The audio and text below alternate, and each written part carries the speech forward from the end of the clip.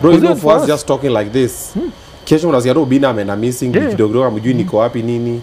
Now my kids just remain to suffer because I was trying to tell someone. Mimi niki go missing say ambieni Itumbi free Mwafreeka because I enjoy Itumbi sana. I like enjoying him. I always feel like he alikuwa mojala, so alikuwa na kiburi kana ni kama yeye Ishongwa and Ishongwa na nani.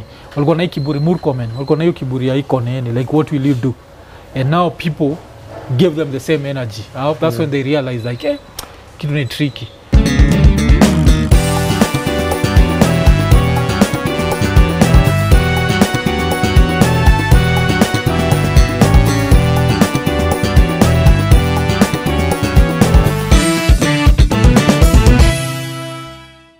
Welcome once again to Obinna Show Live. Thank you very much for creating time to be with us this beautiful day. Thank you very much for creating time and using your bundles to subscribe. Asante sana. And thank you for telling a friend about this show. If you haven't, kindly consider doing so.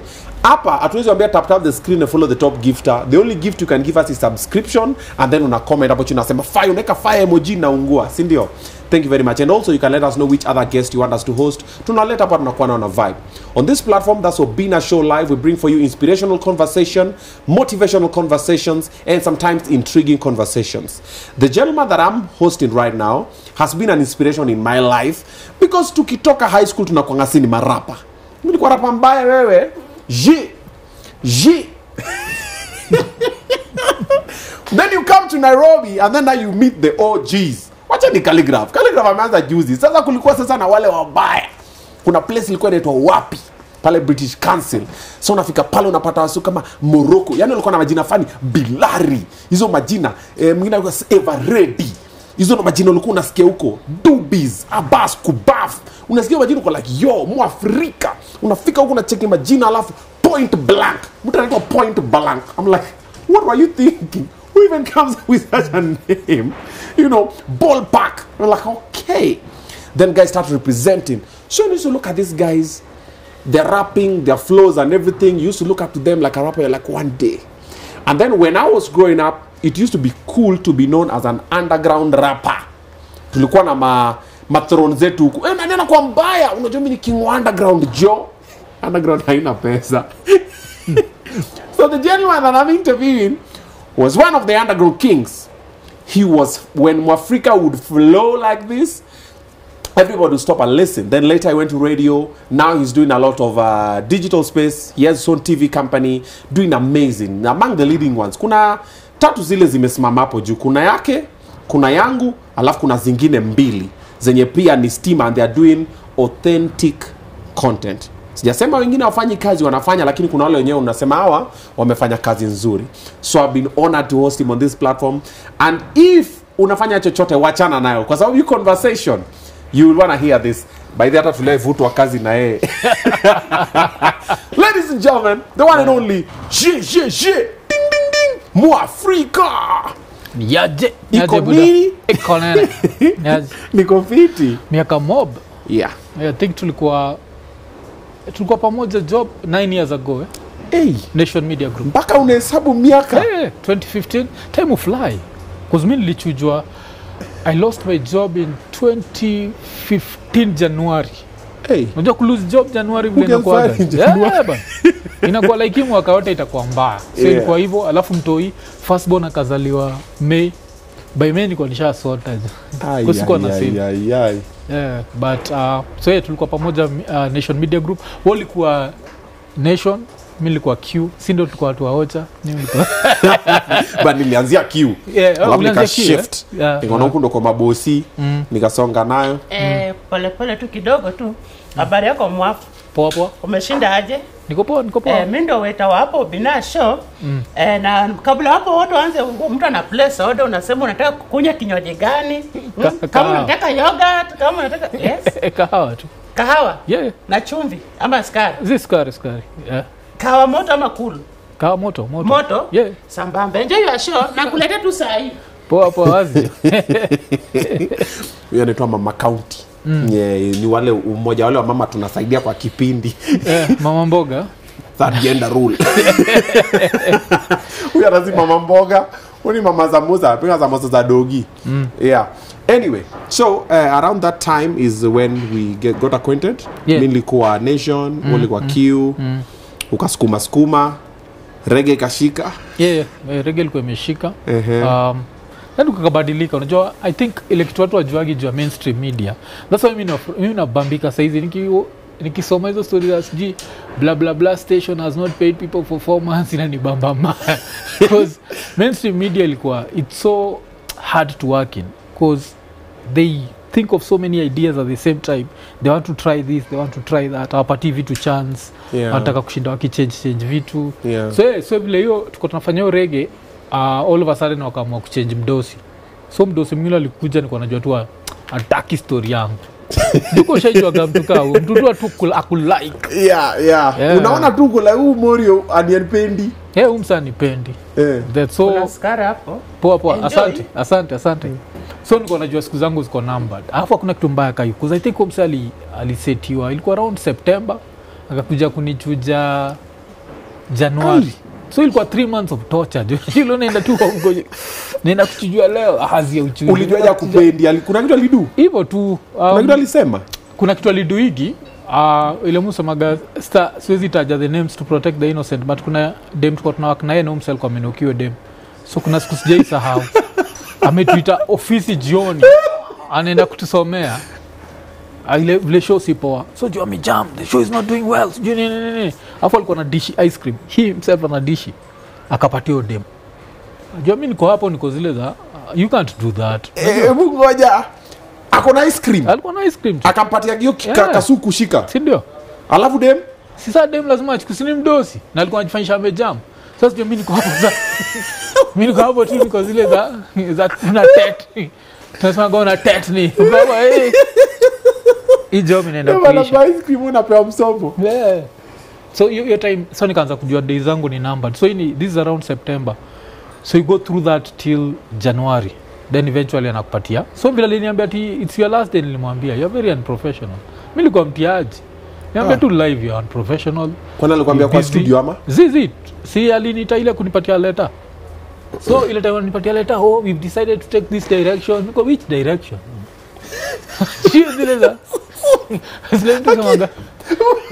Zile za Iko Nini. Which direction? Alikuwa mse mjinga sana mse. Niko sure namkumbuka.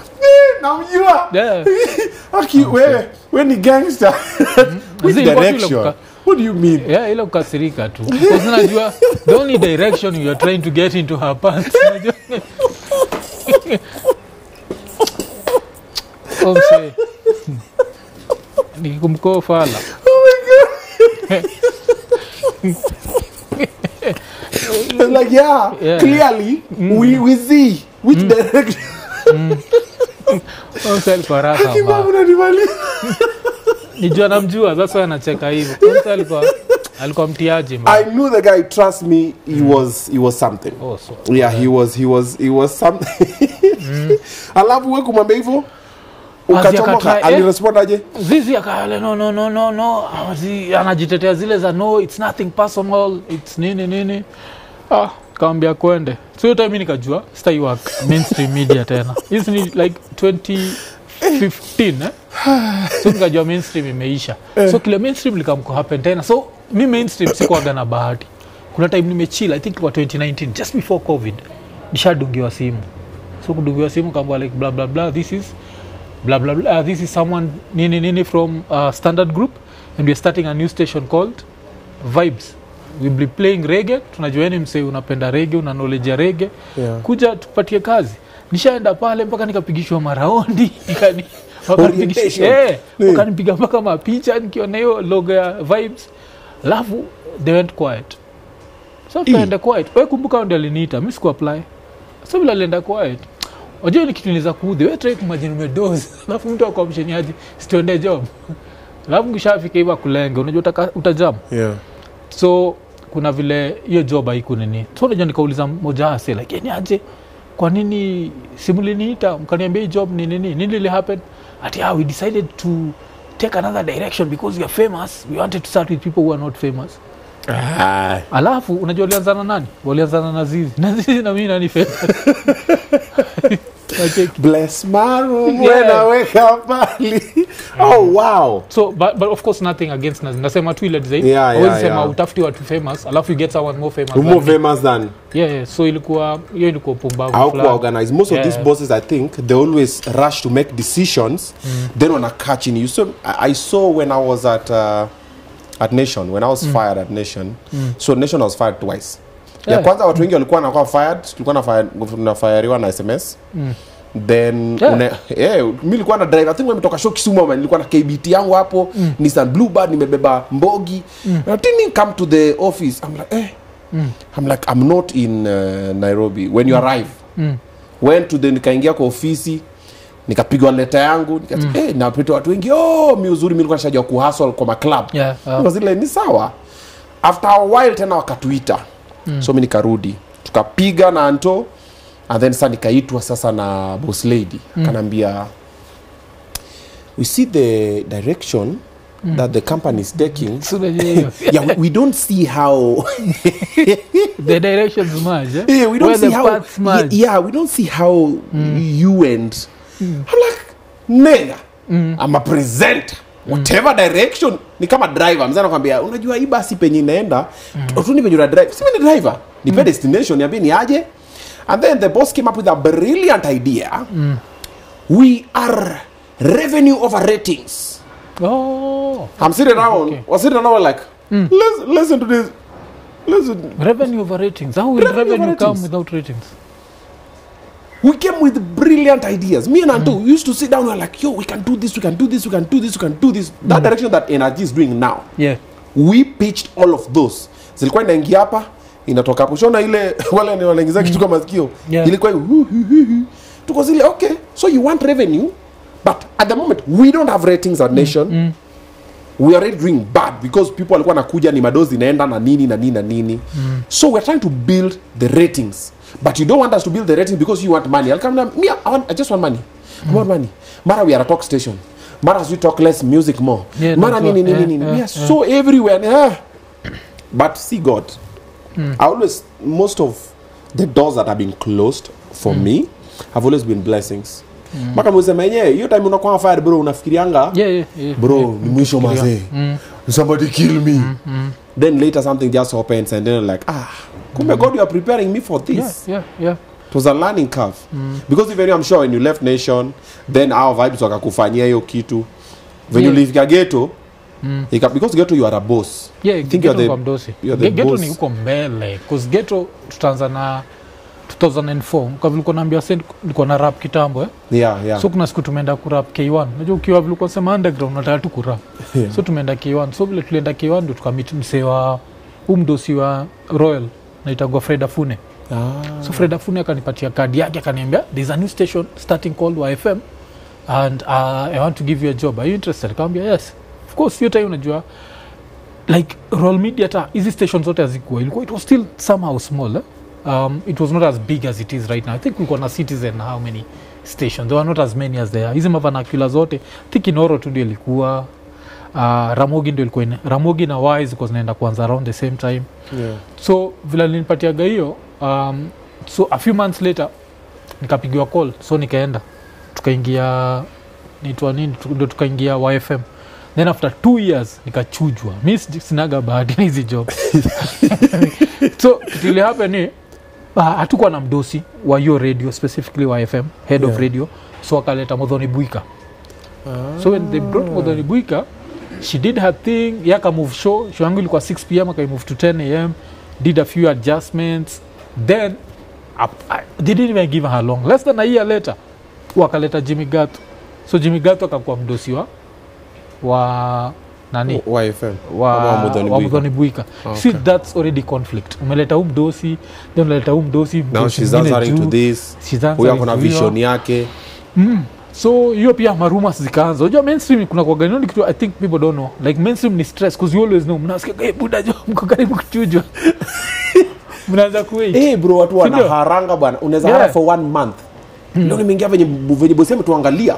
Ni kama barua nimesikia barua zimeandikwa. Zimeandikwa. So mnaanza kuwait. Siku moja tukanini hivyo kumaliza I think ilikuwa even before the show. Waliniambia John nimechujwa before show.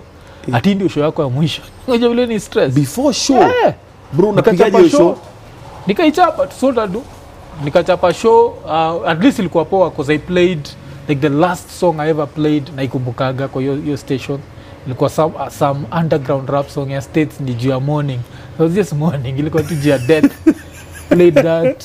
Alafu nikaenda lunch, alafu story kaenda. Then so ilikuwa like around July. 2 months later, ndio dem fulani kwa naitwa Angel kwa namjo. Ile dem alikuwa Cobra Squad. Angela Wainaina. Well, she passed away at Nakumat. Sasa ndiye akakama kaniambia kuna station nyingine inaanza inaitwa Ghetto and niko nimwambia tu vile ile show yako ya hip hop iko inapendwa so that's how I ended up at Ghetto Radio. So Ghetto Radio nikaka ni 3 years 2007 to 2010. Okay. So after hiyo Ghetto nikatoka kidogo. So after kutoka Ghetto ndio tukaanza kufanya Raya na Rapture. Because Ghetto ndio tulipatana na Rapture 2009 tukafanya breakfast show na ile kwenye Rauka. So tukachapa hiyo show Rauka na Ghetto Radio. Then vile nilitoka yeye akabaki but kuna msel alikuwa anatusikiza, msel alikuwa na Scanad, alikuwa anaitwa Humphrey. So Humphrey ndiye akatuambia like si mfanyage hizi story mko napiga radio simzipiga in front of a camera. So tukaanza kuido. So tulianza kufanya Raya first as a YouTube thing. Unajua hivyo? Like this is 2010. Tuko tuna post YouTube. But sasa sisi ni atuku nani Humphrey was a visionary, like he could see the potential in YouTube but we could never see it. But we just kept doing it. Then ikakuja ikanunuliwa na K24. Raya? Yeah. Yes. K24. Si ndio? But ya K24 ilikuwa short. Ilikuwa like 5 minutes just before the news. So I think we used to get like how much? Like I think after a month we used to get like 20k. But we didn't mind. Yeah. But also back in the day. Yeah, back in the day. Okay, so we'd get that. Alafu ikatoka K24 ikaenda Nation. Sa Nation K24 kuna make 20k a month. Nation kuna make 120. So vile tunaanza kumake 120 ikatuharibu kichwa kwa sana 120 each. Alafu msewa nini yeye alikuwa he was making the chunk because he was doing the production and everything. But ikafanya tukadharau YouTube. So when Nation ended, we didn't want to go back to YouTube. See now. So that's how we messed up. Because if we just gone back to YouTube, ingekuwa poa. So hiyo ilikuwa like that's how we did Raya. Ikahappen mpaka I think maybe 2013, around the same time. Then now she had stayed away from 2010 to 2013 sikuwa nimerudi radio. Sasa nikarudi QFM. Now did QFM from August 2013 to 2015 January. Okay. Yes, and musemaga too, because nowadays I don't expect to ever go back to mainstream media. I really hated working for Nation Media Group. Oh wow. Yeah.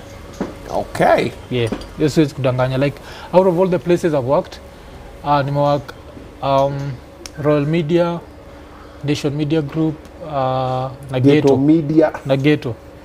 The worst place to work with was Nation Media Group, and it's sad because you expect that to be the best. But I found like Nation was never focused. Walikuwa na idea ka 50. Even when they closed down easy wakarudisha to Nation, I was not surprised. Like you can't have 50 ideas. Tafuta moja, stick nayo. The unfocused part I really agree with you because I also worked there for a long while. Yeah. And when we had LG, I felt like LG used to know LG, the boss. Yeah, Linus Guitar. He had like...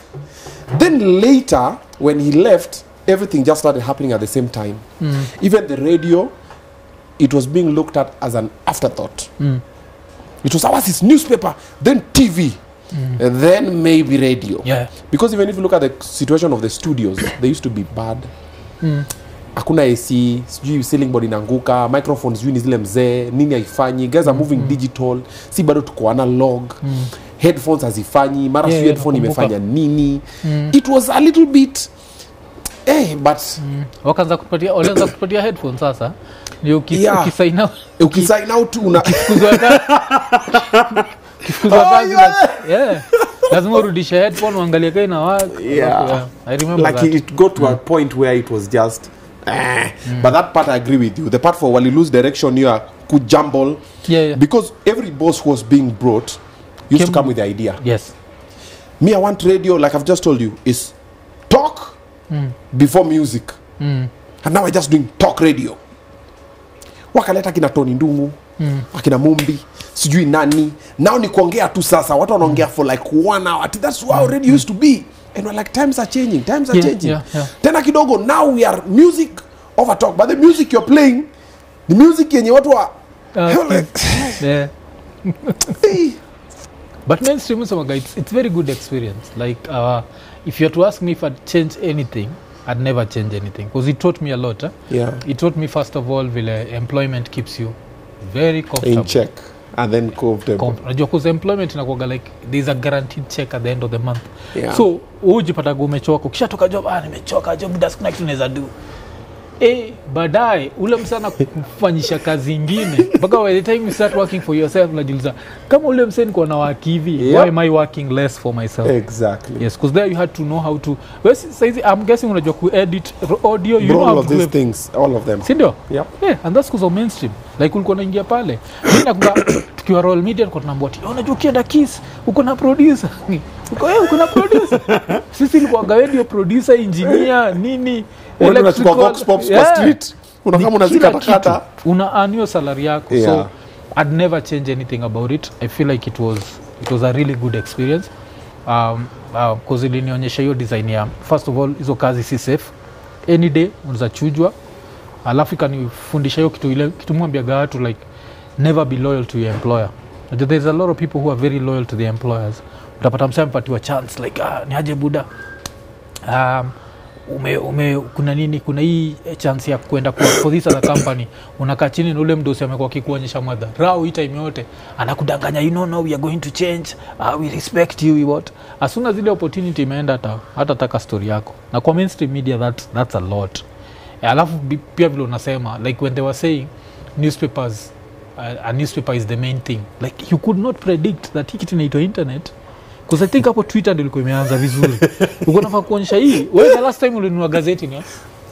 But we get information every day. Nafinya tu ka button papa, bro niko na newspaper hapa. Yeah. Especially Twitter. Twitter inakuaga like the main. Musamaga my main source of news inakuaga nani jo? Muuliza gazeti Cyprian ameweka. Muangalia una verify kwa Cyprian. Yeah, after Cyprian sana anaangalia kina Citizen. Yeah. Naangalia nini? And of course they are the main source, our kina Citizen and kina Nation. But it shows you how powerful social media is right now. True. That a newspaper like me Buddha niko namuonaga na paper hivi. Like Buddha originally in 96. So he never used hakuwa itumia smartphone, hakuwa itumia. So he used to be that newspaper guy. Alafu nilikuwa lewa Jack Origi wa ile time akona do na nunua Nation, Standard na Kenya Times. Unajua gao huyo jinga. Ana compare. Yeah. But sasa he never used the internet. Mtu yake nini grandkid wake anazaliwa later. I don't think I've ever seen my daughter kama ameshikilia newspaper. Wewe unaona mtu yako ameshikilia? I don't think even they know newspaper. Yes. Do they know newspaper? My kids, I know. So how's this media giants like Nation, Standard supposed to survive in such an environment? You see, they should have been the ones wangekuwa na study akina BBC. They see how BBC is surviving and then they start wanaanza kujipanga mapema wakingoja but hawakujinene. For the big media houses, let me give you a money idea for free. Okay, thank me later. You have the resources, you have the logistics, you have the infrastructure basically, but you don't know what or how. You see all of these content creators, rent them space. You have a green screen, you have a studio, you have an editing suite, you have all these cameras, you have audio visual equipment. Allow them to come and use them, and then you just get like a 1% of whatever revenue they're making from the content they do. Think with me. Yeah. Bado mtu anaenda kushoot pale India Nation, then masoja anakuambia wacha kurecord hapa. You're like, you should monetize on this because it's a monumentous building. It looks nice on videos. People want to shoot videos there. Capitalize on that. That is revenue. Start thinking. Okay? Be more up to date and in touch with what is happening. But mukikatu hizo hapo tu kwa hiyo kona yenu. Kitu lifanyikia Nokia before wakarealize alafu wakarestrategize might happen because things are changing very fast. Yeah. So think of how to integrate the now new crop of content creators with the infrastructure you have, you'll make the money. But mukiendelea tu hivyo, we'll just continue. We have a lot of people who work even for Standard who have not been paid. We have people who work for Nation, K24 and the likes. But now on our space, watu wako hujawalipa? So umelipwa tu. Kuna mtu hapa hajalipwa. So find a way to merge with the people who are the happenings. And you never know. Yes, maybe that's what's meant to happen.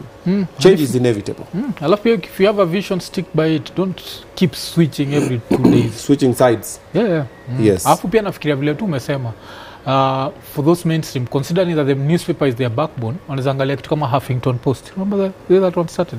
And then maybe go in that direction. Because I know nowadays it's very digital. Yes. But it's still, because vitu zina change. So it's so hard to convince me to kununua paper. I mean, like, ile tu design ya nani root yeye iko huru, yani ya kurap nyama. Unajua? Like aya. Mwaf, you used to be a rapper. Yeah. Do you still rap? Do you still write? I think the last time niliandika ilikuwa 2015. Why? I thought that rapping is something you do forever.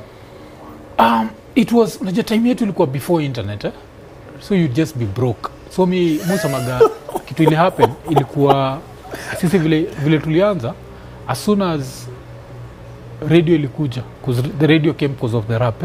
I just went the radio route. Just sasa with YFM I was guaranteed of a salary. Then after Y nikaenda naitwa nini ghetto, guaranteed of a salary. Then of course sisi ni wale watu wa ku spread wings, so nikaingia kwa stories za audiovisual, now TV, blah blah blah. This guaranteed salary. So yes, I used to do it, but I was not, najua kitu inataka mtu anaandika full time. Like you can, as a rapper, you can know rappers that write every day. Najua like mse kama Calligraph nikimsikiza najua he writes every day. Scam Cardinal he writes every day. Najua kuna watu unajua ukisikia tu kitu wamesema uko like you si mtu wa kucheza, ni mtu anaandika kila siku. Akina King Kaka Okto, you can feel like they write every day. So me, I was not that. I used to be the person that I write leo, then ikae very long, because if you write every day it reaches a level where you can record like immediately. But kuna wase wale nachukua time kabisa, like kabla uandike ufikirie uandike. So that was the reason why nido iliku because hakukuwa na do hiyo time. Like so kama tunashtuka tu tunaona like baadaye unachikia kina King Kaka, kina na maprado hapo, akina nani na marange. You're like what? Unashinda like hii ni rap moja hii. Hii ni rap. Check to my rappers from our generation. There was no money. That's why even kuna time defend Bamboo. Shetigile Bamboo alikama kaanza kusema sijui alienda kwa river kaona nyoka sijui nini. It's because there was no money. Like you understand, like the game frustrates game ina frustrate mpaka you start being delusional. Bamboo alisema aliona nyoka. Yes, kuna time Bamboo amesema like the reason like hip hop is demonic. So he said hip hop is demonic. So he gave a story of how he was being recruited to the Illuminati. Alafu he had to go to the, I think alienda somewhere in Uganda. He was slept with a snake, he was nearly swallowed by a snake. It was some bullshit story. And when I heard that story, I was like, Bamboo is one of the best rappers. Like Sisi. Bamboo. Sisi, like kuna ngoma yake fulani. Like a lot of people don't know that song. Inaitwa Ngoma Pato. Alifanya na Juma Nature. Juma Nature wa TZ. Like when you listen to that song, you anza gana kiswa kwanza. Alafu now he does the second verse in English. And both verses are mind-blowing. And he used to do all that and he'd be broke. Like there was no money coming from music. So, vile Juliani, Musamaga Juliani aliharibu rap. Vile Juliani alikama akaokoka akatengeza do, kila mtu akaokoka sasa. Now we thought like this is the path. So after Juliani kuokoka, DNA aliokoka, Bamboo aliokoka, but it never worked out for everyone. So kuokoka yao ni real? See. Ilikuwa tu juu ya do. You see, like gospel was making a lot of money, So everyone felt like, this is the direction to go. And this is, I'm not disrespecting anyone. I'm just saying like from the outside looking in, I knew this is unakata ile nani ilikuwa ganani ile Juliani kabla kuokoka ilikuwa siku va condom nikichwado something. Saizi unaona vile navaa napkin, si ndio? Then alafu baadaye after kuokoka akasema kitu kama sikuguzi kama sijakuvalisha pete sijui nini naga hiyo shit afu akasema ile design ati kama sex is so good why is it that after ushaifanya una feel guilty you know akisema hizo vitu but what happened bila alipatana na ilikuwa ni Brenda he was just like us Mwafreeka wewe unafanya hiki kipindi vungwe ndio nakuonyesha na si disrespect kwa ile design everyone knew that religious angle was going to work and for him it worked so well like he made so much money I think he was the if I'm not wrong among he might have been the first rapper to drive a Mercedes Benz like rapper wacha ile ati ile meeting National Theatre kitambo pale wasanii akiwa na Benz si ati kulikuwa na rapper alafu kuna watu wana cheki and so he was the first so when everyone saw that watu wakasema wakadunda nayo Julian so watu wakaokoka but nafikiria kuokoka na nini real ya bamboo it might be real now but unajua kishafika level where you're saying sijua manyoka na vitu kama hizo kwa sasa hizi mimi naweza kuambia kitu moja sikiza cheki iko nini jua revenue iko nini haijafika Obinna Show sasa hizi mimi nikiamua niende la nyoka nasema naweza na kudoze na alafu ni dish now you end up dying broke hizo story mtu akishakwa when people start saying those really wild stories it's time to take a sit back and wonder like why so for me when I look at such a rapper like he's one of the best alafu he had ile kungekuwa na internet he had the potential ya kufanya kaki na Nasty C unajua kufanya hizi vitu zote zile all the rappers are doing now but there was no internet unajua ile like internet is such a game changer that the people who are reached their 20s in the time internet ilikuwa spread they don't know how hard it was before the internet you see that's true so the internet changed everything and that's why unapataga a lot of most of the artists who are very big before the internet when the internet came very few were able to survive because walishindwa kuzukoshazoyaga unaenda Kiss you release one song in 6 months unazania ngoma kila siku sasa tunapata soko so kuna hiyo nini so I don't think hiyo time kwa nini saizi jiulize saizi angalia hata nini ma gospel artist wengi akina nani and I hope watakuja kwa show yangu kuziki si ati na enjoy but angalia akina Willy Paul Bahati all these guys walikuwa wameokoka it was because it was the cool thing as soon as internet ilikuja and we noticed there's money to be made in the secular everyone left kila mtu aliacha Yesu tu kwa cross hivyo kila mtu akajipea sema wanafanya love songs watu wakaanza love songs yes but now I think it affected rap more because every time tulikuwa tunaangalia Julian tunashindwa boy jo alikuwa na hang out na kina Colimo najua like he had bro levels he had nini bana ile time ndio unaona Benz nikajua hii rap thing this thing is paying so I knew like for a few people they thought but unajua ile usema bahati ya mwenzio usilalie mlango wazi true so people watu wakaokoka nothing happened but alafu unajua kishokoka it's so hard to backtrack like because pia the internet never forgets alafu then they'll be harsh on you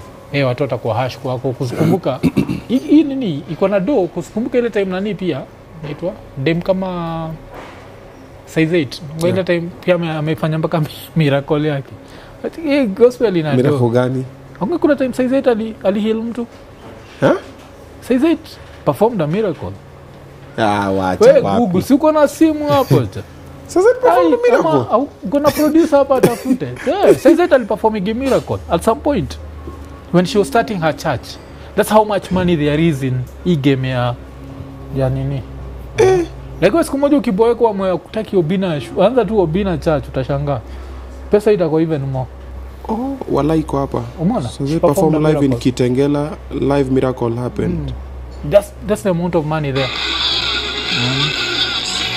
so na believe ni juu ya pake kila kitu ni juu ya pesa bwana mimi mwenyewe saizi mniambie tu mniamini tu for 3 hours nitaperform miracle as si mtato wado let me put this out there is there anybody that you think ameokoka for real since tonga Kenya you know juu mambo ya kuokoka nani ameokoka for real which gospel singers are there kuna kina Christina Shusho kuna kina Ruben Kigame of course you know those ones are no what are the old ones about the crop that we identify with young ni nani akina Guardian Angel there is a size 8 Guardian inawezekana I think unajua kikaa pia na I think inawezekana. Bora nichomea wajani watu wote na expect kuja Iko Nini one day. No, I respect the hustle. Welcome. No, we respect the hustle. Yani, like you see what happens. That's why I respect igia kina like Bahati na Willy Paul because you use this thing as a springboard, sindio? Akina Mr. Seed. Yes. Umeitumia ka springboard. Then people recognize you have talent. Then after you have talent, you go now you start doing what you want to do. Yeah, okay. Na cheki. Yeah, because kuna kitu mbaya na love songs najua. I like your time. Unatupa kitu alafu una mind ni kama ya mind. Yeah, hakuna kitu mbaya nini. When you're rapping, let's just give a couple of flowers. Who are the most firest rappers and the people who you still believe are the most firest rappers in Kenya? During time yangu, of course, kulikuwa na hiyo kulikuwa nasema Bamboo, Abbas, kulikuwa na the whole Kishaka, kulikuwa na kitu Sua bado yuko mpaka saizi. Mimi na bongo jua rapper. Kulikuwa na DNA, kulikuwa na Kantai. Kanteda. Kitu kilikuwa interesting ni kuna time kulikuwa na a certain rap battle competition. Ile hapa in 2003. So ilikuwa gani to Benson and Hedges rap. So ilikuwa mimi, Kantai, DNA and a bunch of other rappers so mina DNA ndo tulifikaga final kuna fight ya 30,000 shillings ilikuwa pesa mingi yote hiyo it's still a lot of money but ilikuwa pesa mingi sana so kulikuwa nini mimi ndo niliangukiaga although he nearly got me but ilikuwa so but mina DNA of course we're still friends still now so nizasema that was from our era for this new era of course I always say like the first 3 names that come to mind inakuwaga Kali, Okto and King Kaka. To me these 3 au kamigi au kuja into mind because they're the ones who now showed us what it means to be a successful rapper. Acheki. So now but sasa now afterwards now there's a bunch of rappers Scam Cardinali, RS66 even as a producer is still a very very good rapper. We Suicide like the whole naweza sema hiyo nini yote inaitwa wakardinali mupenda sana nani wasengi mclassify kama msoa dancehall but to me mchukua pen yake ni rapa kabisa Smarty Things Wabogi Genje nani tena naweza sema of course Trio is dope Trio anaandika nani tena anaandika kabisa Trio ni breeder like yes hizi kuna marappers I think pia kuna watu I think pia inawasaidia ni kuzivi na kina Tipsy G like so nini akina Tipsy na nani mwingine anaitwaje kina ni Kapi sao jina yake hiyo imba pia na Tipsy huyu jamaa mwingine but una understand like hata maboy wa nini hata maboy wa so-called urban tone they're really good rappers but I don't think they have access to ile si tukua nayo ni excuse me unaweza tembea na beat the whole day ukisikiza kwa phone and then you can come up with nini that's true kuze so kuna mtu alikuwa anauliza like what's the difference between rap ya kitambo na saizi nilikuwa nasema siku hizi wase hu rap mzimia hapo wameamua what a time to play jazz unaweza speaker Omosh tunashoot na nani next Kabuda next na anataka kukula kwa set tukipiga so control ni Losgi Paul mondo control in 30 minutes ikuwe ready sawa Mosh haya we continue so niko nasema like kuna msako kwa anauliza like difference ya rap ya kitambo na rap ya saizi difference ni nini niko nasema the difference is back in the days ilikuwa kupata studio time ilikuwa hard so mko mnaenda umeandika ngoma hauna beat so kiingia kwa studio na mbona aje muda uko na 15 minutes so ile beat yote umewekewa ataka iye ndani nayo nacheki so but saizi you can get the beat uende uandike nayo you take time with it whatever so right now the music sounds more musical than during our time at time the music was off you can judge it baadaye you can be like it does not sound good like we thought but ilikuwa hivyo like getting studio time was hard ilikuwa I think ilikuwa 1,000 per hour na hii hour uko na haraka uko nervous because you don't know what's uni producer ujui you're not making hakuproduce amekuja tu kurecord it was literally a kurecord akisha kurekoda na kubania kwa CD ala unapata pia mix tu haraka amekupatia ilikuwa it was so chaotic yani so ilikuwa hiyo nini so I'd say that's the difference between your time na time but alafu pia it was not paying but when something pays it's inspiring buda hawezi ni hata mwenyewe nzambia so wewe fanya hiko it pays ndio yeah that's why you do it it inspires you right now it's paying but it hasn't paid for a long while but you see now when you see the potential when you're like now this is a bread and butter let's make it better you're going to see that and it's going to drive you so that's one of the things in a change size all right let me tell you guys about Goldchild Media Institute. They are our media partners on this show, and if you want to study media production, that is videography, photography, editing, anything to do with media, camera work, sound engineering, audio visuals, Goldchild Media Institute. Check this out. All right, the ones you've seen right in front of you are students from Goldchild Media Institute. It's an institution that teaches people what to do in the media space. You want to do videography, you want to do photography, you want to do anything on this space. Simusimame ni kama watu wa nini sasa. Hapa si HR bwana. Hii ni media inataka watu creative nini umeshika kamera kama iko umeshikilia kamera nini. So what are you doing? Videography and photography. Or finally to change tune and photography. Videography and photography. Apple.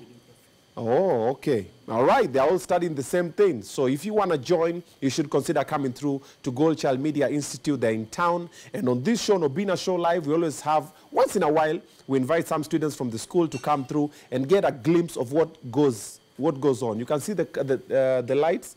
If you put it like this, you can see we have the lights this side. I wish we could pan around so you could see more of the things that are happening behind the scenes. So you need to study all of these things that are happening over here. It's not as easy, and also it's not as hard.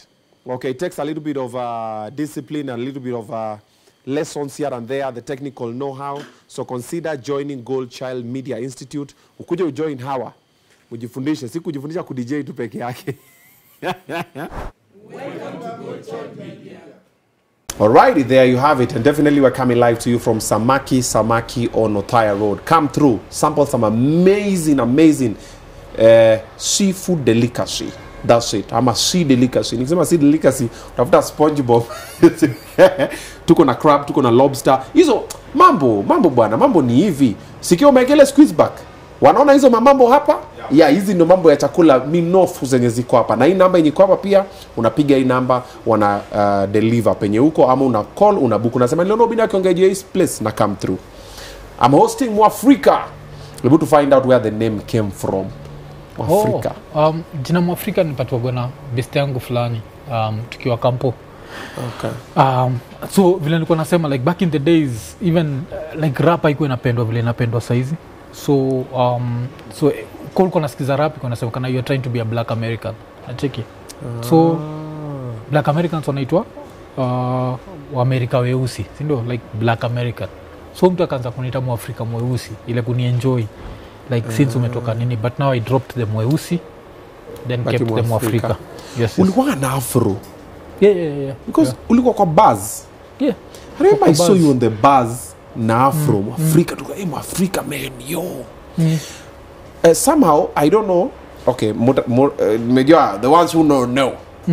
Unaongea ni kama umeboeka na maisha. Mimi? Yeah. Oh, you sijajua. Unakuwa ni aje buda? Ni kama you kali before umpate microphone. I think it's just my demeanor. Like, it's interesting to hear you say that. For real? But I've seen you for a long while, yeah. Like nikiwa na guest, of course I have to listen. So that's why it's always Atikata kasa hizi nimebonga mob kushinda. Yeah. For the first time I'm even amazed. Mimi unani crack. I used to think Nani was the funnier in the group, Rapture.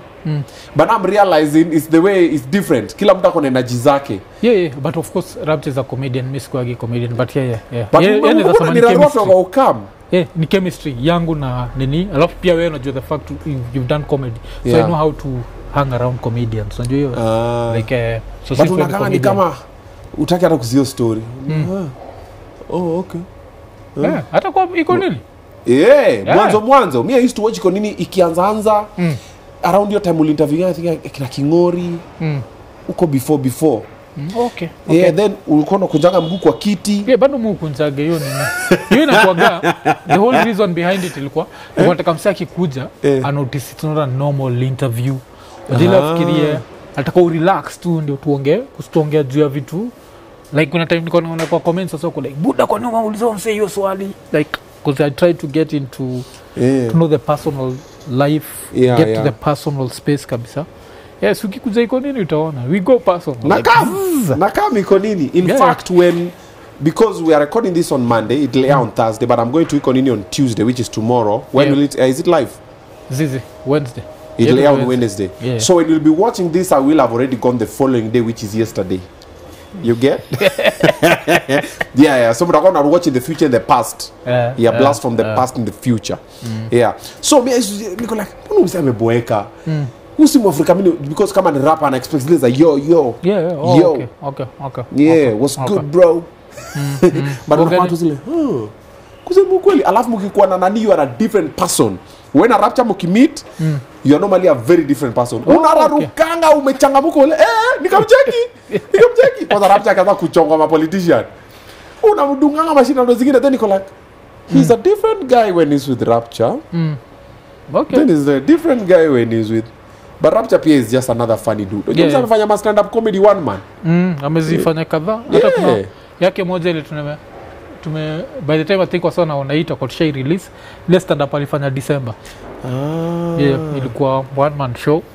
Ana plan kudingine tena December. So hizi ndo anaanza kurudi. Unajua uzuri hizi shows kama hizi they make you test out your jokes and then you can go work on it and turn it into a stand up joke. True. So I think the fact like every week tuko pamoja nikawa yetu na demo ya FB unajua the fact mko pamoja inasaidia it really helps.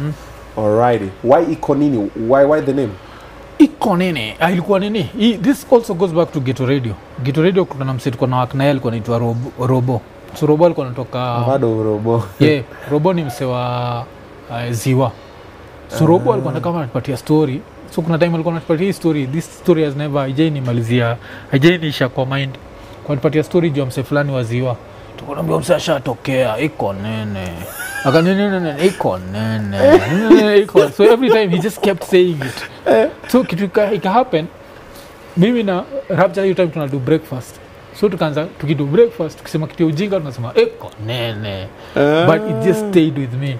So eventually ni vile watu wenda nini nikienda YouTube kitambo kabisa I think maybe 2013 nikaona kuna channel inaitwa Iko Nini, just created the channel, didn't know what would turn into. The podcast came much later. So Iko Nini we tried it out as a TV show, haiku work out. Unajua like una shoot ka pilot na try kuuza haiku work out. But then in 2021 ndio best yangu anaitwa Zach used to also work at Radio Africa. He was a producer. Ndio kwa shida akini-enjoy like when you say oh media why not have a podcast, like podcast are the new thing. You tell me John podcast are the new thing aje. So in the process like sikuna hii channel iko na like 300 subscribers, let's just start let's call the podcast. I think the first time to do podcast kwa tunajua inaitwa Iko Nini, we just put it on the channel of Iko Nini, then ikakuwa it's easier kusema Iko Nini alafu you just go with it. So it's Iko Nini. It's not really Iko Nini. Like you have to give it that flavor yani Iko Nini. The rap vibe is coming back. Ever gonna rap again? I don't know, maybe. Kama majimaji unapotea for 20 years unaingia studio. Nikitu inakuwa like it's inside you but you normally need something to write about. Nacheki. So kuna hiyo whatever but I still love it kabisa, muisikiza sana. Nikienda nimekuja na headphones so muisikizaga sana but do I want to actively be involved in it? No, podcasting ndo nataka kuishikilia mpaka tuone pale inatupeleka. But hiyo artistry unaileta pia kwa podcasting. Iko Nini hiyo na naona hiyo gangster bado iko Iko Nini. No, okay. What's the most interesting guest you've ever hosted? Ule mpaka sasa unakuanga tu zile za I always talk about the game changer guest. Game changer guest wetu alikuwa Octopizo. You've hosted Octopizo? Yes.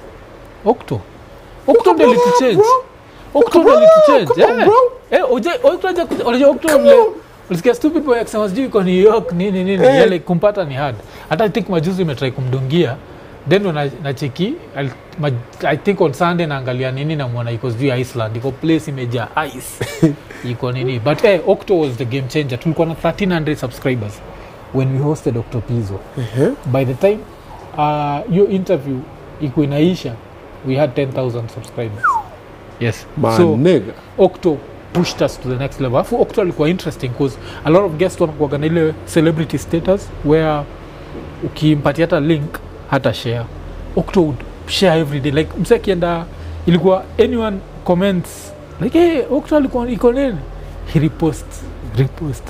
So even like a lot of people wale tulipata around your time walikuwa wanatoka Twitter to YouTube. Yeah. So Octo I'd say was that was the game changer for Iko Nini. Yalifanya tukajulikana. But of course we'd have interesting. Mimi nasema there's this cop Watenge. Well, uja interview Watenge. You need to interview him. You know him. Hook a brother up? No. Yeah. Watenge is a cop aliwork during the Moi era. So he has a lot of these stories about torture chambers. Alikuwa NIS your time. Alikuwa wow. So he was a spy. So he has very interesting. I think he only got the most views created. I think like 400,000 views or something. Like hiyo nini ukimix show zake zote because me will break down into parts. Ukimix nini yake I think comes to around 1 million views so far. Yeah, because he has those stories like vile moja alikuwa nakatia madem. Well, like you I want to host that brother. He's a very interesting guy. Like you ukitaka nini nitakuhook up naye. I love you penda kupiga stories tano. So yeah, Watenge. So Watenge I'd say is the nini. But apart from that, of course, the other interviews have been really good. But those ones, I'd say they're the ones that stand out. Octo changed the game for us. Yeah. Alafu Watenge pia katu. Pia kanini. I always dream of a day where we'll cross-pollinate. Like, I would have a fire guest and I would be like, huyu akikaa pale kwa Mwaf. Because you know the questions I'll ask and the conversation we'll have will be different from what you'll have. And I would send you to Mwaf. I would send someone to Mike Check would send someone to me. I would send someone to... Ulipataje Miguna mimi namtakaga. Although I don't think he'd last the whole Iko Nini. I think he'd walk out. Because kuna vitu usema niko like yeah, na wewe na hii attitude yako. Mimi unajua mimi nakaa na watu hapa. Hata Moses Kuria nilikamea hapa for hours. Niko like boy anatubeba. Lakini for 2 hours mimi niko tubebe zaidi. Tunaanguka nayo. Wewe niko sure katikati naambia mtu waache ufala. Kwanza bwana rapture. Sema acha ufala but nita challenge a few of the things so kuna so me the most interesting guests wako wale mimi nataka kabisa ni Miguna. Na of course Sonko. I'll text them about it. But Miguna sio nagi katala. Sonko na unaneza last. But Miguna na feel he gets offended so easily. Hafu atakagi kuchallengewa. So atasema vitu zingine uko zile za Kuzo nini nakumka hiyo siku hiyo ilikuwa interesting sana because I remember like aliingia tu hivi I don't know what I was doing nikamuona like hey Miguna Iko Obinna I ended up just watching I don't know even what I was doing ndio tu nikiwatch tu live yote hizi ndio sungo jagato umalize ndio tu watch baadaye hiyo niliingia it was the whole live uko zile muulize hivi because hata interview na kwa muulize kuna zile uko like but you naelewa like unajua that's what makes the shows interesting like kuna vitu utauliza zile mimi tuuliza because mimi unajua muendaga pia the personal side ile personal side una step on some toes so me always like to leave my guests what of course ningemuuliza juu the whole foreskin thing never asked him about it ningemuuliza because Moses Kuria alikuwa gamswa the foreskin misleads the mind so naweza muuliza does the Chinese foreskin mislead the mind unajua because ndio time alikuwa amekosana na watu wa China Square nakumbuka because alikuwa the minister for trade ndio so he was the minister for trade he had to deal with the Japanese wale ni watu wa foreskin the Chinese ni watu wa foreskin the English ni watu wa foreskin like so is it just the Luo foreskin ama ni foreskin zote ndo zinamislead the mind and what does foreskin have to do with the brain so I think hiyo ingekuwa a good nini because I don't feel like mainstream media can challenge him on that that's true so it's up to us to just ask you these questions like you jinga ulikuwa umekuwa kispread because that was our politics and that's the politics I'm hoping we are moving away from hizi ma protest true. Although every time you think we are moving away kama watu wamekuwa kinitandika kusai try to say the president is trying. Watu wamenitandika. Ulisema the president is trying. Umelipwa. Vile nani ali resign anaitwa vile the IG resigned. Niko nasema like sijaona IG ame resign even after Baby Pendo was killed. The IG never resigned. So when I said that, alafu mimi niko na expect this guy he's saying these things and then the next thing naona amesema protesters are being paid. Nikasema umsaja badilika kumbe. Kwa mimi niko nafikiria IG ame resign for protesters. Yeah. So the fact that he still thinks protesters are being paid because ulikuwa I was there bro, me nobody gave me no money. So okay, at least I paid myself with tear gas. Nini unasemaje ati because IG ame resign unaona president anafanya kazi? Do you really believe that IG will resign because the president anafanya kazi? Niko nafikiria when tulianza kuweka pressure, si ndio? Kwa ile Twitter space was all like Buddha, you have to be accountable, you have to be what, you have to be what. So when that happened, me I expected that since people told him a lot of innocent people died, maybe alienda kwa IG akamwambia, why did so many people die who are innocent and unarmed? You're the one who's responsible. I'm being blamed for your blunders, si ndio? So wewe itabidi ujitoe. So jele but unajua kufukuza mtu kama huyo. Mwaf, think of it this way. Unani blame na wenda umenituma, jifanyie. Okay. It could be. Think ama zile za sasa ni do. Wewe unaniambia ni nini lakini tena unaniambia ni mimi sitaki bas. Haya bas, mimi nimeacha bas. Wacha tuone. Kunaweza kwa pia hiyo. Could be. Na kunaweza kwa zile za Mwaf ni aje tufanye hivi na hivi. Mwaf nimekwambia haya, Mwaf hataki kufanya vile nimemshow haya basi. Could be. Na pia kunaweza kwa yeye ni aje we kuliendaje? Rada hebu kanyaga kando kama sasa ile ya DCI. Ilikuwa ni DCI Kinoti. Ilikuwa ni last year ile vile lingiaga. Juzi huyu wa nani what was his name? There's another police boss mwenye ali Mtiambai. No, huyu mwenye Rigiji aliongea then Nurdin Haji. So but Haji still there, sio? She's still there na yes boss. Hakuenda pale. Basi alisema ana nini? Alitukana tu Rigiji. Hakuna mtu chukua Rigiji seriously. Wewe kwenda huko. Aliamua Rigiji kwenda. Alitoa mpaka letter iko like wewe ungekuwa wewe CDP tungekuexpose. Alimtolea hizo. Alimdisrespect mbaya. Kwani niko nchi nyingine? Haku resign. Aliongea. Mimi alikuwa zile za because sema nani has to resign akasema haya. Alimkosea heshima. Kwa hiyo ningekuwa wewe si nini ningekuexpose nini. Ilikuwa very disrespectful. So tukitafuta nani atakuwa na receipts. Za Rigiji. Nurdin Haji inaweza kuwa nini. But so mimi niko nafikiria basa vile nimefikiria Ruto anasema watu wamelipwa. Alafu mimi upenda sana kuenjoy Itumbi. So niko nasema hizi ni ideas za Itumbi. Like how do you say that people are being paid? People are actually angry. And I think internet inasaidia sana because internet inafanya watu wanaanza ku notice like kuna hii so hiyo the time na feel like the president ana score an own goal because 1 minute IG ana resign. This is the time to take credit kwa watu kama mimi wale wako fooled nini alafu pia bila akasema hata contribute kwa church then akaenda akacontribute kwa church. Kuzile unafeel mimi sasa ngine feel praise wake ongani kuzile ungenyamaza tu. Hata sometimes usiseme chochote. You can't misquote silence. Salimia tu watu waambie ni aje. We are working on a few things. But the minute you put titles and name to kutenga wa bilioni moja wala bilioni moja. Okay, umesema wasingi? Umesema milk? Then they put you on a timer. Nikatu kupromise them ni aje utampeleka out. Bro asa wingi. So na feel kama mess up sana but wacha tuone. Sasa hizi nimesema jo siongei stories zake. Nimetukana Twitter. Twitter nimetandika. Watu wakakuja mpaka YouTube unachukua kama tu YouTube kwa Buddha matako yako. Kuna hizo za nini so Om says isaidika. Mimi kwa nafikiri he started seeing the reality. But mimi watu wamenitusa. Hapo unajua nini? Unajua wewe kwa show mkwagi watu wakukasi ndio. So I can say no, I say shit, I say goddamn. Okay. I say nigga. Okay. Yeah, kuna tu words zingine siwezi sema because tena CK tena pia wanaangalia kuna words ukisema anaweza sema but guest anaweza cuss. Si Maverick alisema hapa mambo ya ku nini na nakumbuka hiyo pili kwa kali. Alisema vitu hapa pia. You want to cuss somebody? This is niko nasema sasa sisi kwa Iko Nini kulikuwa gana something we used to do like if because unajua kuna watu kutishia buda I'm going to unsubscribe nini unajua kao. I don't know if you get them. I get them a lot. So sisi ilikuwa mtu akianza buda jo pole jo, but sasa tuko na gift yako. Hii gift yako iko place inaitwa Kaji Tombe, endo ingoja hapo jo, tunakam kukupatia gift. Matiki. So with that in mind unapata saizi hata ukienda Twitter utaona watu like buda Mwaf tupatane Kaji Tombe. Watu wamejam hivyo. Okay. Yeah, because such words here corporates watatoroka wote. So mpaka tisho iko na hiyo nini? Na bado corporates wako, I think corporates saizi wameanza kurealize like you want the thing in its most authentic form. Okay, yeah, somehow. Yeah, or at least bado wako I hope hata toka juu tumesema hivyo, but there is a few na niko sure anajuaga we cuss and we talk shit. That's interesting. Yeah.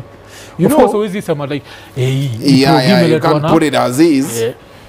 You know, most of the time, I even get some random fans or haters who you will text something else and just come and comment.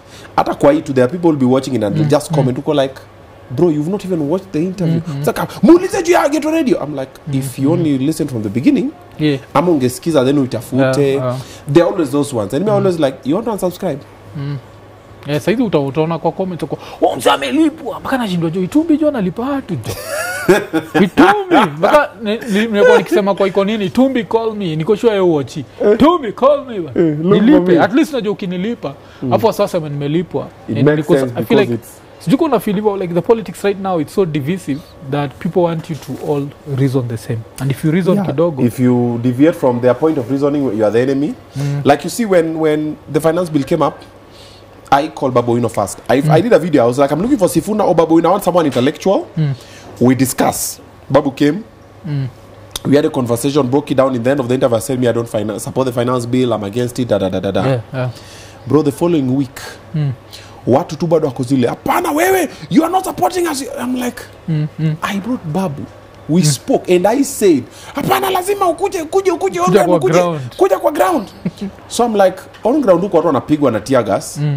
Na wanalia na polisi wanapiga watu, wengine wanaabductiwa nini. But that's what you want to see me in pain? Cool, I'll come through. Because I don't, so you went.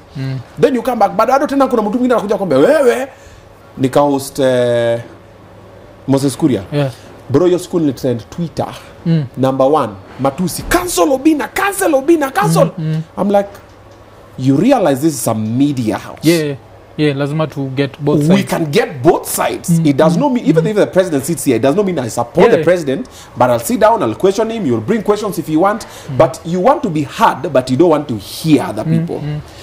Murkomen, the same thing. I'm just like, But then nikuulize tai yako ni ngapi? Because ile Murkomen, because I analyzed the hiyo show yako na Murkomen. Nika-analyze mkibonga juu nguo. So tai ni ngapi? No, ita yangu sidhani kai imefika hata 500. I'm not sure. And that's the same thing nilisema, that you looked good with your tie. And yeye mwenyewe anakuambia tie ni ya 15. He has to tell you. Wewe unaona gatai ukasema tie ni ya 15k. Usiswe you tell Murkomen ali. Chomajo. Like you can never know. Usha notice nguo. Someone has to tell you the price. Like size suit yako, any price you tell me, I can't dispute. Ukiniambia ni 500k, I'll be like, okay.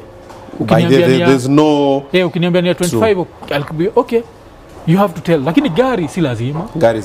Ukitokea na gari ni hiyo ni nini? Okay. Wewe sema hii ni range ya 1M utakuwa hizi. Unless ni mzee ingine. So I don't understand why alikuwa sema hiyo sijui belt ya 50. What is the belt ya 50k? Bro. Unajua kinazafanya na 50k zaidi. Sina nashindwa hata. But unajua pia ukiona hiyo do. Sasa weka ujaluo ndani kidogo. Bro, sasa uko na 100 million kwa bank cash. 100 mic. Sikiza gari. Sawa. Nyumba. Sawa. Bro, hata mavazi ita change. Bado utaenda kupiga jinsi ya 700. Unaingia pale Gikosh. Si ndio hizo. Na uko na 100 mic. Si ndio hizo. Kwani pesa yako inafanya? Mimi waga mtu wa hizo. Like saa hizi hata nikuonyeshe. Sijui kama nazoonyesha. Weka kiatu hapo, weka the left one hapa juu. Hii kiatu inakaa edonga. Unajua label to Andon. Andon. So I used to play basketball. Yes. So hii kiatu nafikiri donga. Okay, now that we mentioned Andon, certain bei yangu imechange kwa kichwa. Sawa, sema bei. Kani and one, maybe 30k, 20k, between 20 and 30k. See, juni and one, sindio, unajua and one. Yeah. So unajua ni jina heshima. Yeah. Iki atu nilingiaga, kuna place inaitwa Walmart States, Yeah. Big up mafans wa Iko Nini. Hii kazi tunafanya ni powerful. Hata wase nikiwa States wase kaka, buda jo lazima ugeti Obinna jo Iko Nini. So sasa kwa shinda kiniambia, nilingiaga hapo nikapata and one States kitu happen ni vitu go out of fashion. So and one is no longer in fashion. Si ndio? Kiatu nilinunua $25. And one iko in fashion size. So as wa States, juu ni kitu ya kitambo wako. Buda mimi nilikuwa pale like let ingekuwa niko na bag mingi ningezi. My G. Watch it. So nguo why should I spend me kila mtu kuna weakness So weakness yako unajua ni mandai. Ndai tunajua. Zizi. Ndai tunajua. Ndai especially msika wewe ule bado si wewe ni mhuni. Yeah. Unacheki. Muhuni Pro Max You not toy. Step on the next. Yeah. So ndai ni important, yes? Yeah. And ndai as a man kuna gari like yes. Yeah. Alafu now you look for other things. So I understand kama umbega tu weakness yangu ni like electronics. So I'll spend whatever on my shoes, but headphones ndakuwa nime spend like much more on my headphones. Yes? Nacheki. So hizi ni Sony for example. So hizi ni bei mbaya. Nacheki. But unachiki hizi nikizivaa na msemina vae maybe yuko nitwa Opal. Ziko zinaitwa gani za J Blessing? Pace. Msa vai Pace, buda hii na Pace hawezi ni kama gari yako na Probox. Na hizi haziwezi kuwa haziko in the same nini. Yeah. So with that one we can know, you don't have to be told. But nguo lazima uambiwe. Msa hata vai Gucci saizi. Utakuwa hii ni Gucci ya Isili ama ni Gucci. By the you can never know unless akwambie yeah. So why spend on clothes? Clothes make no sense. I understand things that make sense. Because clothes vile nimesema suit ya 100k na ya 20k they basically look the same. But now the argument is normally quality. The argument is quality. Mzee anasema ukibaia do mingi unakana for long, number one. Yeah. Then also the other thing is normally about the feeling. Bro, I used to have some Christian Labutins. Someone gifted me some boss for Stanvik. It's called Ben Wanda. Yeah. He gave me Christian Labutins. Zile got red bottoms. Red bottoms, yes. Bro, hizo viatu alipea I think ilikuwa over 70k.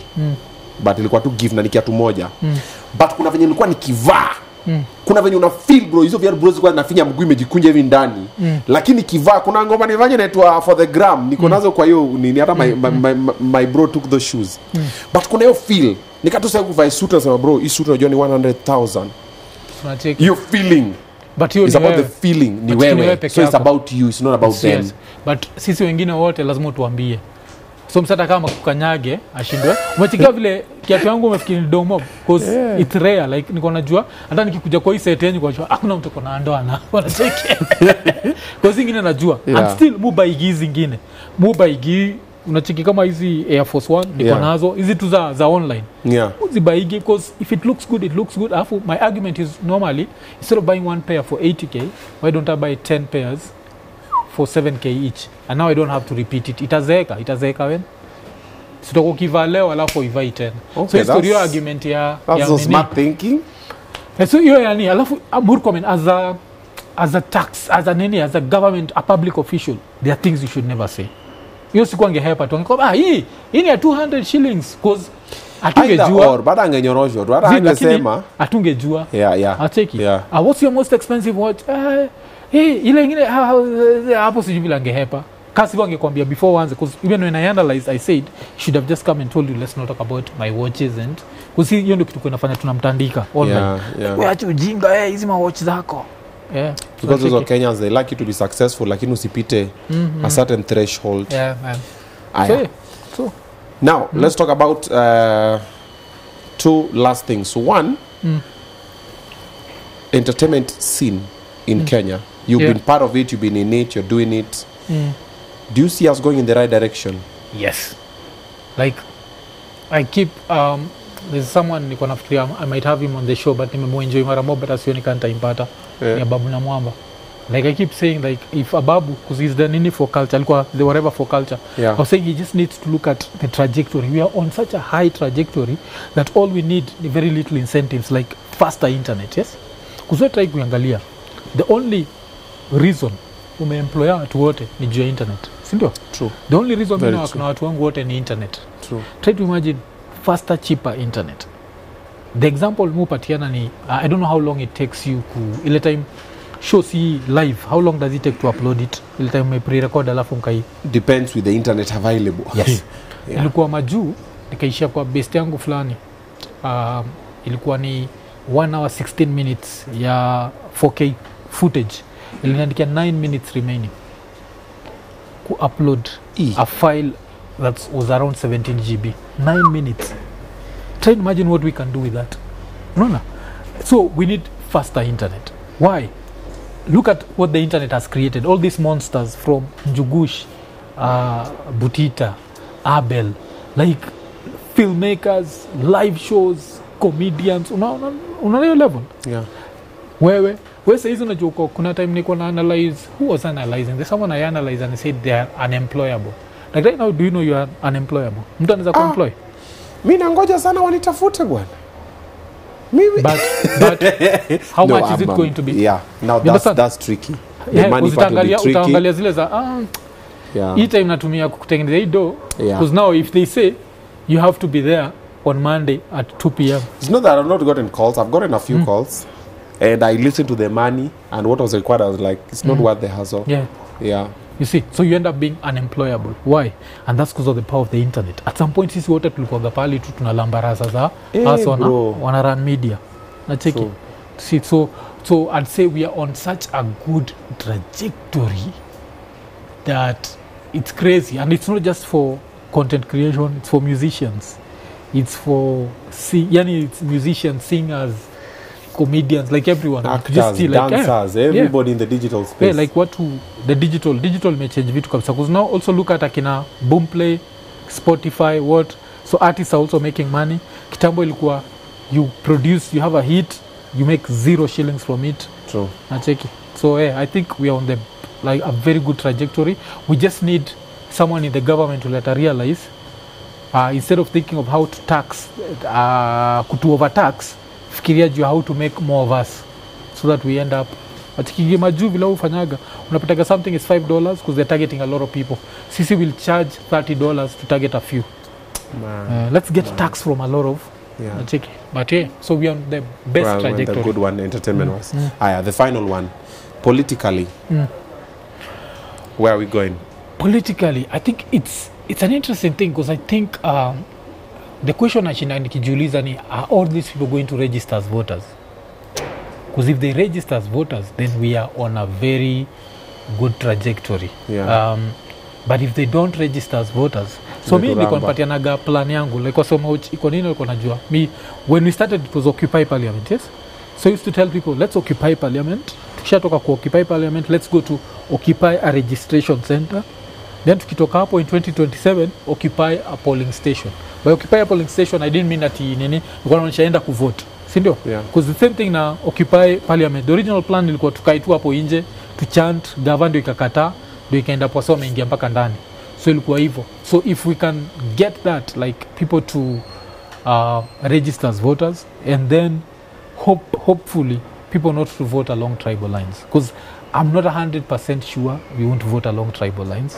Hiyo ndio kitu moja ile like I want to be 100%, but kusika saizi even a lot of people wale wamekuwa kinibash, wamekuwa kiniambia juu ya history ya Ruto. Kumbuki Ruto alifanya hivi, like Buddha, but he's the president. Kwani ile time kwa mnamvotia mko unajua alifanya hivi? You understand? So now you don't know, are people going to nini? But if we keep at this trajectory, I think I'm seeing great things. But now it's going to depend with the IBC. IBC, which IBC are we going to get? Are we going to get an IBC that's whatever? And also, if Ruto ends up being a one-term president, it might be a very good lesson for future presidents, that you have to keep your promises. So it's a very but Ruto still wasema kwa kinibash nikisema he can still redeem himself. I still think 3 years is enough for you to do things mpaka watu wasahau vile umeumiza roho. But so far it looks good. We are politically involved, and people need to understand this is politics, because kuna kwa hiyo story wasema nasema we are fighting the finance bill. Yes, we are fighting it, but politically. Unajua? So this is politics. Let everyone get involved in politics.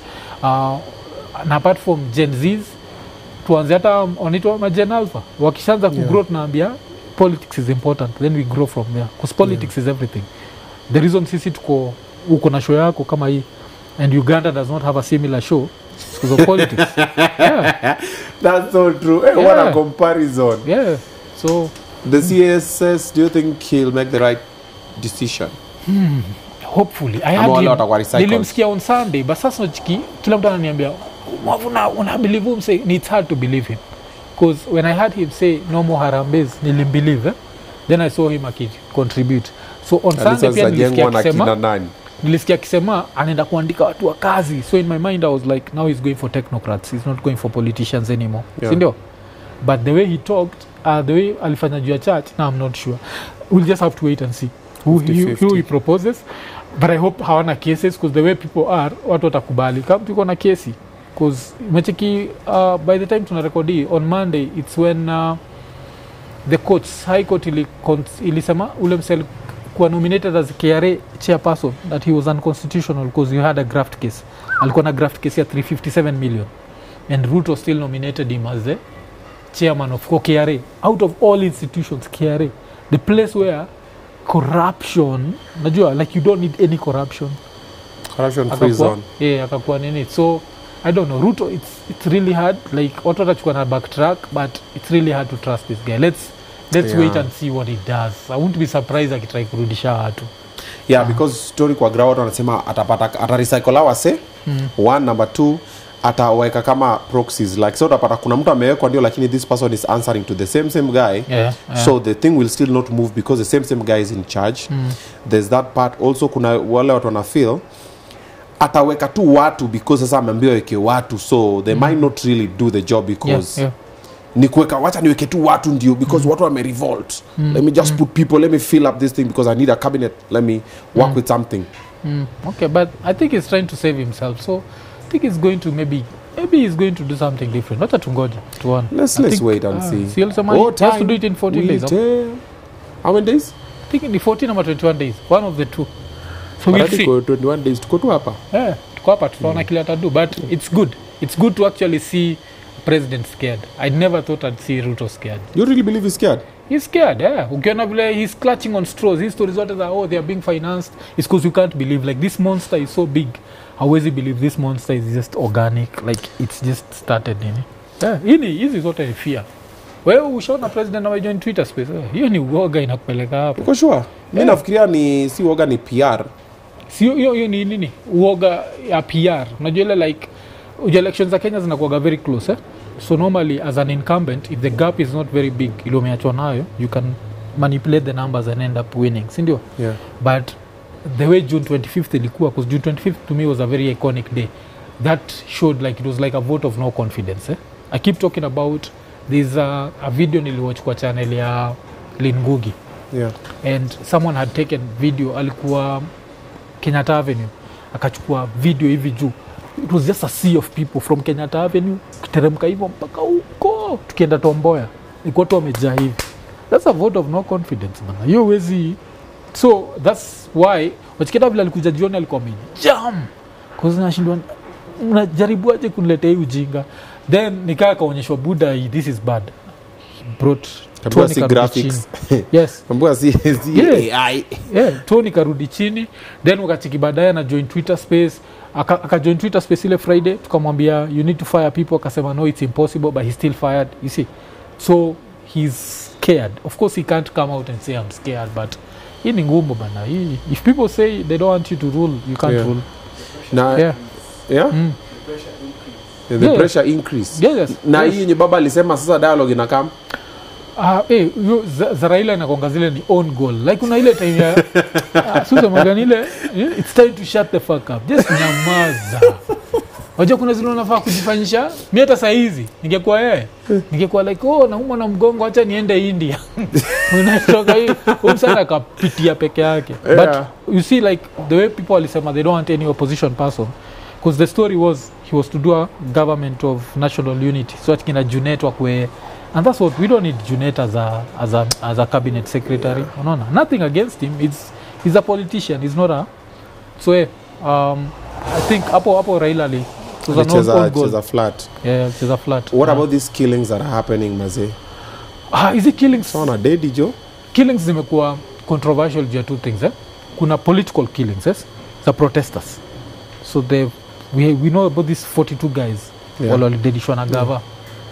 So those ones we have to pressure the government. These killings za Kware, I felt like they were different. Even other before they arrested this guy. So they arrested Sevlani to Collins. Nimesikia kuna jamaa amekuwa arrested when he shooting this also one. confessed to having killing 42 people, which to me was weird, considering the protesters tunajua amededishwa ni around 42. So he said he's also killed around 42. Alianza na wife wake. So as soon as they confirm he killed his wife, we can work now backwards. But hiyo sikuwa na feel ni gava because unachikini madem. Si hata wanasema I don't know, but I heard something like olimpata na gunia iko na dem ndani jo. He's like a serial killer. But even before that, do you know kama Rivayala, there's a lot of people who walikuwa nakotwa huko. Then also here protesters, watu kuabductiwa. Bro, unaenda tu missing was zile really. So the political ninis are there. The political that's why it's sometimes it's very hard to defend Ruto ama to even say that he's changed, because utasikia hii side they've done this, then you see this other side. Like someone shared a very graphic photo na mimi, because on Friday vile nilisema I think this guy is listening, someone shared a photo. Kuna boy amepatikana leo like on Monday, that is amepatikana, he'd gone missing on the 25th. I think anaitwa Maina, na vile amepatikana mguu iko imevunjika, like he was dead, like they done things to him. So that's why I don't even know what to say. So if you come to political killings, those are crazy, and are they ever going to end? No, I don't know. Like then also who is safe? Yes, bro, you know, for us just talking like this, kesho unasikia Obinna ameenda missing, kidogo mjui niko wapi nini. Now my kids just remain to suffer because I was trying to tell someone. Mimi nikigo missing, say ambieni Itumbi free Mwafreeka, because I enjoy Itumbi sana. I like enjoying him. I always feel like he alikuwa mojala, so alikuwa na kiburi kana ni kama yeye Ishongwa and Ishongwa na nani walikuwa na kiburi, Murkomen walikuwa na hiyo kiburi ya Iko Nini, like what will you do? And now people give them the same energy. That's when they realize like kitu ni tricky. So because of that, I don't think he'll ever appear on Iko Nini, but I don't know. Anaweza kuja. Anaweza kuja, anaweza furahi, kuzinza kuwa poa kumuulizia mambo ya si uchawi ni maombi. Hii maombi inatupeleka vibaya. So more of this conversation you're gonna get it on Iko Nini. Yeah, because nenda uko sasa mimi ni guest. So I'll be stepping on next. I'll be cussing and shit. I'll be telling watu penye enda okoto opinion yao pale karibu na uko. Karibu kuna mto wa. Yeah. But what I need you to do is to get yourself a ticket for our tour. Myself and them on Facebook are doing a tour around the country. Go to www.madfan.com. Tafuta ticket mapema. There are limited tickets available. Staki ikuwe imejaa sana. Ni watu kidogo tunafika, tunabambisha, tunacheka nini, tunasonga nayo. So chukua ticket yako mapema. www.madfan.com. Kitale kwa on standby, Eldoret kwa on standby, Kisii kwa on standby, na also Narok kwa on standby. You guys on the first leg, we are coming through. Watu wa Australia, watu wa UK, watu wa Gulf, anzeni kujipanga mapema. Tukamwambia nakuja hivi mnafanya mambo yenu. But before mwaka ishe, toka tumekuja hizo sehemu zote. Mwaf, thank you so much. Kabla hata tuishie hata nikupatie flowers zako jo. Okay. Kuna time nilikuwa naambia say like there are people who make me feel lazy. Because also got people like Mwaf, you're overworking. Niko like kuna wale msanii tu Obinna jo. Like Buddha, mad respect like to see you be able to, because the fact that we're in the same space, so I know when someone is working harder than me. Kudanganya vile uchapaga 8 hours, mimi nichapa 8 hours ndako ni cheesy but to see that alafu the weekly show na demo FB alafu then also there's a safari za mabingwa. So you see on Mondays we shoot Obinna Show live and weekly show. Like today we have about 8 guests. You are the second one. Entirely it's already 4 p.m. Because now get 2-3 hours with one guest. Bado niko na Kabuda, niko na Rono, niko na John from Kupa Kenya, niko na ule boy aliabductiwa, niko na ule wasi wa Kware.